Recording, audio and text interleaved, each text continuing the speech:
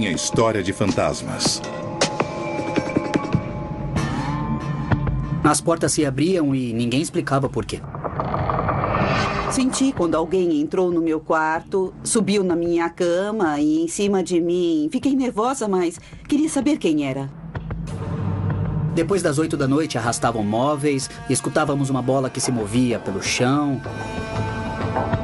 É muito difícil saber que não se tem paz em sua própria casa. Um vizinho mais distante. Minha história de fantasma começa exatamente em 24 de fevereiro de 2008. Bogotá, Colômbia. Nós chegamos em San Javier, Bogotá. Éramos novos no bairro. Chegamos em casa e sentimos um ambiente estranho na hora. Não sabia se era por sermos novos no bairro ou sei lá. Mas desde que chegamos sentimos como se alguém nos olhasse.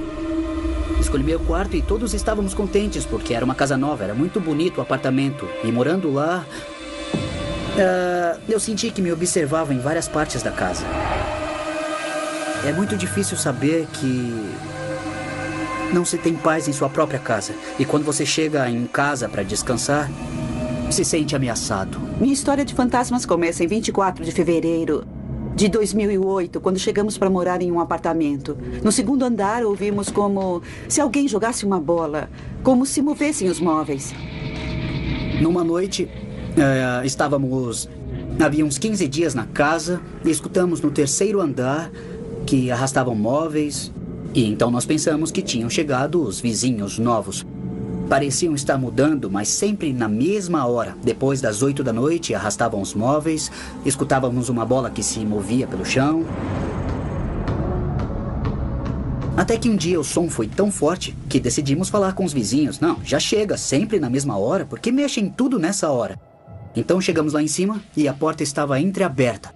E quando abrimos, estava totalmente escuro e não havia nada, não havia nem gente, nem móveis para serem arrastados, não havia absolutamente nada. O tempo foi passando e chegaram os novos vizinhos para o apartamento dos fundos. E minha mãe fez amizade com eles e eles perguntaram quem era a pessoa que saía às 3 da manhã da casa. E eles viam um senhor com um sombreiro que sempre saía nessa hora. E minha mãe disse, como assim? Eu vivo só com os meus filhos e nós somos só 4. Todo mundo dizia que saía um homem daqui, de sombreiro preto, que chegava na porta, descia as escadas, abria e saía. Numa noite eu cheguei do colégio, estava fazendo os deveres, e aí o som ligou.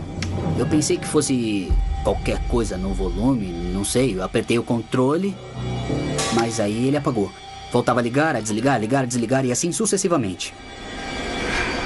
Então isso me deu um certo medo de que estivesse acontecendo alguma coisa naquela casa.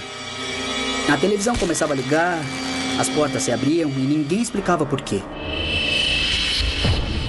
Teve um dia também que eu cheguei do colégio, eu estudava num colégio noturno. Cheguei umas 10 horas mais ou menos. Então eu vi um filme na sala, entrei no banheiro, escovei os dentes. Eu conseguia ver bem o espelho. O espelho refletia a porta do banheiro, a parte da saída. E entre a saída eu consegui ver o rosto de um senhor. Ele tinha um sombreiro e era um senhor mais velho, de mais ou menos uns 60 anos. Quando eu virei para olhar para trás, não tinha mais ninguém. Aí eu comecei a sentir medo de verdade. Medo por quê? Porque era a mesma pessoa. Era a descrição exata que deram do suposto amante clandestino da minha mãe. Numa noite todos saíram. E eu quis ficar na casa para ver se ele aparecia. E eu liguei a televisão e ouvi fecharem com força a porta que ficava ao lado da sala. Nesse momento, nem foi tanto medo, foi mais a raiva desse barulho, dessa incerteza de não saber o que era. Eu disse, eu sei que você está aqui, se mostre. E nesse momento eu vi uns passos no corredor. A luz estava apagada na cozinha e eu conseguia ver o reflexo como se estivesse depois da cozinha, no corredor entre a cozinha e a luz do espelho. Eu não sei se ele me disse mesmo falando ou se foi mentalmente, mas eu não sei. Eu só ouvi ele dizer, eu preciso de ajuda. Eu só posso ter ajuda quando encontrar minha esposa. E desapareceu. Eu fiquei totalmente imóvel. Como assim? Esposa? Quem é esse senhor? O que está acontecendo na casa? Depois de um tempo, nós ficamos sabendo que, na verdade, era o antigo dono da casa. Uma senhora foi ao apartamento onde eu moro e me disse: conheço essa casa há anos.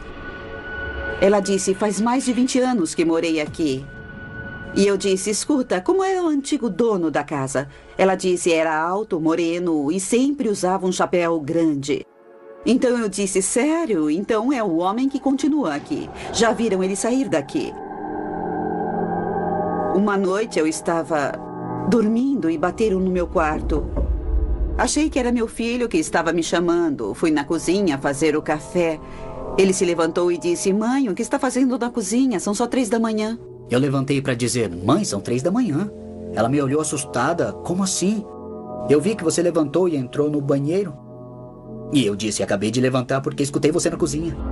Quando eu olhei o banheiro, a luz estava acesa. Abrimos a porta e não tinha ninguém lá.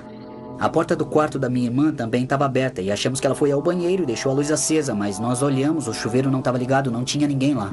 Com certeza não tinha ninguém lá. Ele disse: não, mãe, são 3 horas, vai se deitar. Então senti quando alguém entrou no meu quarto, subiu na minha cama e em cima de mim. Nesse momento eu fiquei muito nervosa, mas queria saber quem era, uma curiosidade de saber o que estava acontecendo. Foi como se eu estivesse sonhando, mas estava acordada e sentia ele ali. Então, depois que aquela entidade ficou bem em cima da minha mãe, nós tentamos colocar uma câmera para ver se a gente captava alguma coisa ou ouvia algum som. Pusemos a câmera e várias vezes tentamos gravar, mas não vimos nada. Eu estava desistindo daquilo. Até que um dia nós vimos que a porta se abriu e alguma coisa passou bem rápido. Passou como uma sombra e quando chega exatamente na cama, no momento em que chega, ela faz isso e acaba aí, não tem mais nada, acaba aí. A câmera só tinha 30 minutos de gravação. Dá pra ver uma sombra negra, escura. Pode-se dizer que é escura porque estava totalmente escuro, mas era uma coisa mais escura que estava exatamente em cima da cama, na diagonal, onde ela diz que estavam tocando ela, onde ela sente tudo aquilo e é onde se vêem as partes da sombra. Na hora, eu não senti medo, porque queria ver o que era. Eu estava com os olhos fechados, mas sabia que estava acordada e pensei: vou olhar para ver o que é. Então, esperei que chegasse na cama, subisse. Eu queria abrir os olhos, mas não conseguia ver o que estava em cima de mim. Com o passar do tempo, apareceram senhores que viveram no apartamento. E eles contaram que a esposa tinha se suicidado exatamente onde nós morávamos. Depois disso, passou um tempo e ele também se suicidou. O amor que tinha por ela era tão grande que não podia viver com aquele peso. Estudamos esses fenômenos e chegamos a uma conclusão de que talvez essa tal entidade estivesse esperando que a esposa também chegasse ao ponto de se encontrar com ele e irem embora. E para falar a verdade, apesar de tanto tempo que se passou, nós ainda podemos sentir essas relações. Será que esse senhor foi muito mal? Porque é o que sentimos aqui. Sinto que ele me faz muito mal. Talvez seja porque enterrou alguma coisa ou porque a esposa se suicidou. Deve ser por isso também. Ou será que eu pareço com a mulher dele para ele me seguir tanto assim? Não é fácil dizer às pessoas: eu vi um fantasma. Não é fácil dizer às pessoas: na minha casa, possivelmente a presença de uma pessoa que está morta. Não senti tanto medo naquela hora porque eu sabia mais ou menos o que estava encarando.